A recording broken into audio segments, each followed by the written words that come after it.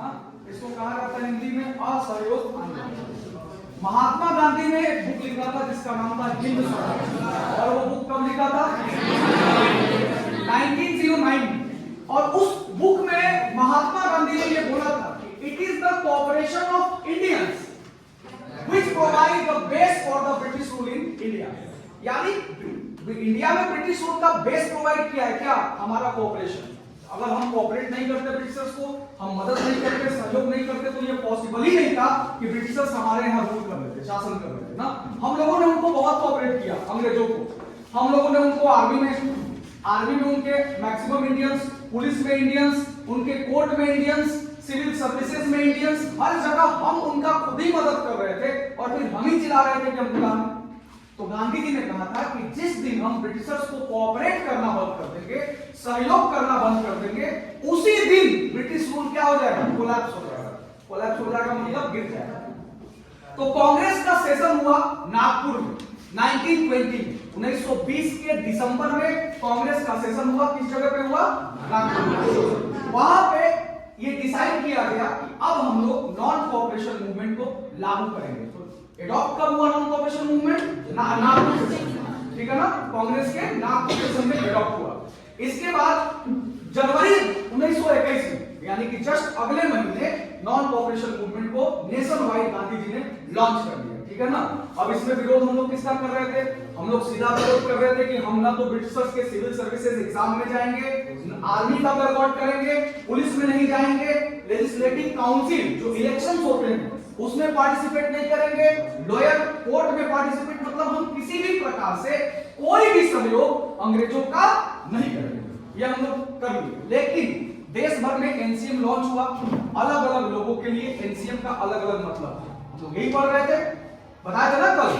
तो non cooperation movement सबसे पहले हम लोग पढ़ेंगे टाउन्स में कैसा था, शहरों में कैसा था एनसीएम। तो शहर में भाई स्कूल होते हैं, जान गए हो, कल हम बताए थे तुम लोगों को कि स्टूडेंट्स ने अपना स्कूल छोड़ दिया, ठीक? स्टूडेंट्स छोड़े जब स्कूल, गवर्नमेंट स्कूल्स, तो टीचर्स भी छोड़ दिया, ठीक है ना? लॉयर लोगों ने अपने प्रैक्टिस को छोड़ दिया। जो फॉरेन गुड्स थे उसका बायकॉट किया गया, उनको बॉन फायर में जला दिया गया। फॉरेन गुड्स हो चाहे कपड़ा हो, सबको जला दिया। हम भारतीयों ने ब्रिटिश गुड्स को बायकॉट किया। और इसके चलते हमने कल तुमको बताया था कि 1921 से 22 के बीच में बहुत ज्यादा डिक्लाइन हुआ था फॉरेन गुड्स का। 102 करोड़ का जो था पूरा इकोनॉमी, वो कितने का हो गया था? लेकिन इसमें कुछ लिमिटेशन था। लिमिटेशन ये था कि खादी कपड़ा थोड़ा कॉस्टली पड़ता था, थोड़ा क्या बहुत ज्यादा महंगा पड़ता था with compare to the mass produced British mill clothes. यानी अंग्रेज लोग जो कपड़ा का प्रोडक्शन करते थे वो मिल में करते थे ना, यानी कंपनी में फैक्ट्री के द्वारा, मशीनों के द्वारा करते थे। तो उनका कपड़ा एक तरह से मास प्रोडक्शन भी होता था, मशीन में कपड़ा ज्यादा बनाए जाते थे और उनका दाम भी कम पड़ता था, इसीलिए सस्ता पड़ता था। जबकि खादी कपड़ा एक एक करके बनाया जाता था, बहुत मेहनत का काम था, इसलिए खादी महंगा पड़ता था।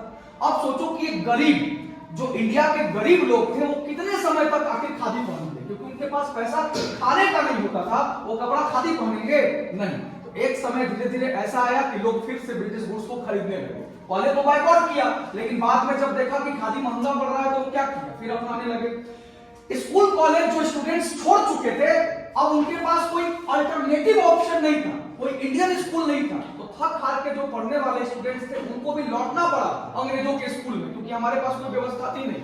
हम स्कूल तो छोड़ दिए, लेकिन और कोई ऑप्शन भी नहीं हमारे पास। तो जब स्टूडेंट लौटे तो साथ में टीचर भी लौटे, लॉयर भी अपनी प्रैक्टिस शुरू कर दिए। यानी नॉन कोऑपरेशन मूवमेंट शहरों में, टाउन्स में लॉन्च हुआ बहुत बढ़िया से, लेकिन धीरे धीरे अल्टरनेटिव ऑप्शन नहीं होने के कारण, खादी महंगा होने के कारण धीरे धीरे क्या हो गया, स्लो डाउन, ठीक है ना? अब हम लोग पढ़ेंगे non cooperation movement in country side, यानी गांव साइड में क्या हाल चल रहा है, एनसीएम क्या कर रहा है।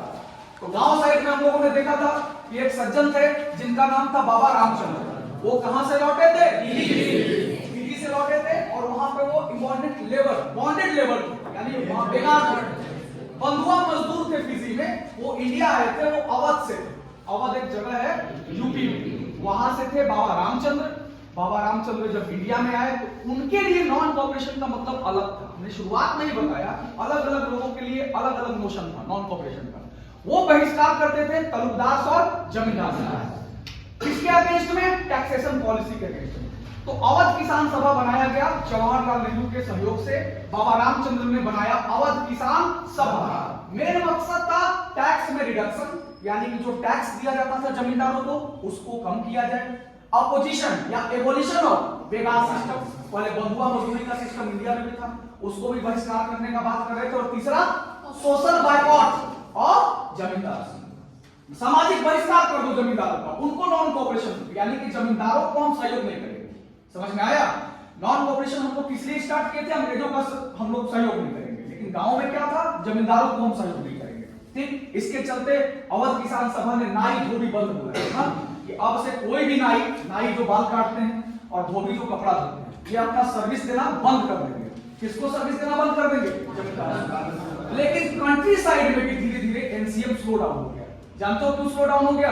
क्योंकि ये लोग वायलेंट तरीका अपनाते थे। अवध किसान सभा के लोग, अब रामचंद्र के लोग, इनके जो साथी सहयोगी थे वो लूट लेते थे जमींदारों के घर को। जमींदारों के घर को लूट लिया, उनके घर में जो अनाज है उसको लूट लिया, मर्चेंट्स के घर को लूट लिया, बाजार से सामानों को लूट लिया। और कहते थे क्या कि ऐसा करने के लिए गांधी जी बोले, यानी कांग्रेस का नाम खराब, गांधी जी का नाम खराब। गांधी जी ने तुमको पहले ही पढ़ाया था, सत्याग्रह का पॉलिसी अपनाया, सत्य जोड़ आग्रह, यानी कि हम विरोध करेंगे लेकिन अहिंसा के रास्ते पर चलेंगे, हिंसा नहीं करेंगे, नॉन वायलेंस हम करेंगे। ठीक है ना? लेकिन गांधी जी का नाम इस पूरे आंदोलन में गांव में जो हो रहा था बदनाम हो रहा था, इसलिए कांग्रेस ने अपना जो सपोर्ट था उनको छीन लिया ना। जो अवध किसान सभा पर जो सपोर्ट दिया था जवाहरलाल नेहरू ने, उसको ड्रॉबैक कर लिया, पीछे खींच लिया। इसके चलते ये जो आंदोलन था ये भी स्लो डाउन हो गया कंट्री साइड में। समझ में आ गया? गलत तरीका। और उनका एक और कॉन्सेप्शन था। क्या कॉन्सेप्शन था उनका? कि गांधी जी बोले हैं कि जमींदारों से जमीन छीन करके किसको मार दिया जाएगा? हाँ, लैंडलेस लोगों को, पुअर लोगों को मार दिया जाएगा। अब चलो हम लोग पढ़ते हैं, अब आगे बढ़ते हैं। क्या है आगे?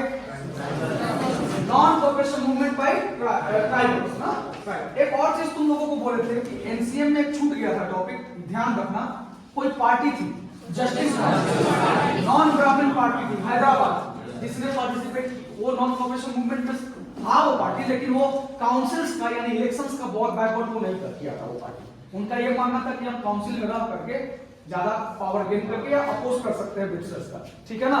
तो चलो non cooperation movement in by tribals. तो ये कहानी कहां की है? गुडेन आंध्र प्रदेश। ठीक है ना? वहां पर एक सज्जन थे जिनका नाम था अलूरी सीतारामन। वो बहुत ही दिव्य पुरुष थे, कहने का मतलब वो ऐसा मानते थे, और चाहे उनके जो सहयोगी थे वो ऐसा मानते थे कि ये अवतरित है ना, इनकार्नेशन ऑफ गॉड, यानी भगवान के ये अवतार है। और वो खुद भी ऐसा कहते थे कि हम बुलेट शॉट को सर्वाइव। लेकिन चलो इससे पहले हम लोग पढ़ लेते हैं कि हुआ क्या था, क्यों गुस्सा थे ट्राइबल्स भाई। तो ट्राइबल्स के गुस्सा होने का कारण ये था कि जो ब्रिटिशर्स थे ना वो स्ट्रिक्ट फॉरेस्ट पॉलिसी ले रहे थे, जंगल का पॉलिसी। यानी अब जंगल में जैसे आदिवासियों का जीवन जो है ना पूरी तरह रिवॉल्व करता है किसके अराउंड? जंगल, फॉरेस्ट के अराउंड। उनका लाइवलीहुड, उनका जीवन यापन सब जंगल से ही है, और जंगल में जाने से भी रोक दिया अंग्रेजों ने उनको। और अंग्रेजों का मकसद क्या था? उनको बेगार बनाना, मजदूर बनाना, बंधुआ मजदूर, ट्राइबल्स। ठीक है ना? अब इस बात से ट्राइबल्स गुस्सा हो गए, गुरिल्ला मूवमेंट स्टार्ट किया। किसके निर्देशन पे? बताओ। अलूरी सीतारामन। वो बहुत बड़े एस्ट्रोलॉजिस्ट थे, इसमें कोई शक नहीं है। उनका ये मानना था कि हम ज्योतिष विद्या से किसी के बीमारी को हम ठीक कर सकते हैं। ठीक है ना? और उनका ये भी मानना था कि भाई अंग्रेज जो है वो अगर गोली मारेंगे, हमको बुलेट मारेंगे तो हम सर्वाइव कर जाएंगे, हमको कुछ नहीं होगा। ठीक है ना? वो अलग अलग तरीके के उनके, जिसके चलते लोग उनको अपना एक फोक हीरो मानते थे, यानी लोकल हीरो मानते थे, जो समाज के लिए करते थे अच्छा काम। और उनके जो फॉलोअर हैं उनको क्या मानते थे? इनकार्नेशन ऑफ गॉड, यानी भगवान के अवतार हैं। ठीक है ना?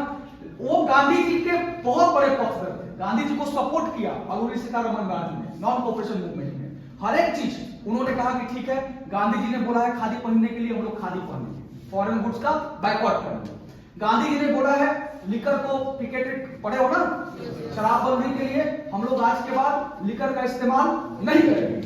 लेकिन एक बात में वो गांधी जी से अलग थे, भाई यानी अलूरी सीतारामन गांधी का मानना था कि हम वायलेंट तरीके से हिंसा करके अंग्रेजों को मार के यहां से भगा सकते हैं, बस यही एक तो था।